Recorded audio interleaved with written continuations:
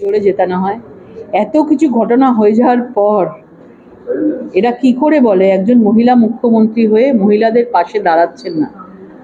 এই কথাটা বলছি, মহিলাদের পাশে দাঁড়ানো মানে তার বিপদে পাশে দাঁড়ানো, লক্ষ্মীর ভান্ডার দিয়ে নয়। এবং তারপরেও তাদেরকে বলা হচ্ছে জোর করে যে মমতা বন্দ্যোপাধ্যায়কে ভোট দিতে হবে। মানুষ দেবে, দেখতে পাবেন 1 লাখ ভোটে উনি জেতেন কিনা, সেটাই দেখবে। মানে এটা আমাদের বাংলার কাছে, আমাদের কাছে একটা খুব লজ্জার বিষয়। আজকে বাইরে থেকে ডাক্তারি পড়তে আসছে এবং সে রেপড হয়ে যাচ্ছে, গ্যাং রেপ হচ্ছে, আর মহিলা মুখ্যমন্ত্রী একটা কথাও বলছেন না, মহিলাটির সঙ্গে, বাচ্চা মেয়েটির সঙ্গে ফোনেও কথা বলছেন না, কোনোভাবে তিনি সহযোগিতা করছেন না। এরপরেও এরা বলে কি করে যে মুখ্যমন্ত্রীকে জেতাতে হবে?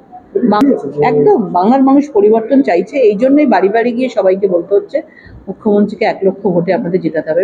মানে আজকে ভালো করে বলেছে বিজয়া সম্মেলনীতে, কালকে ধমকি দিয়ে বলবে, হুমকি দিয়ে বলবে, তো সবই জানা আছে।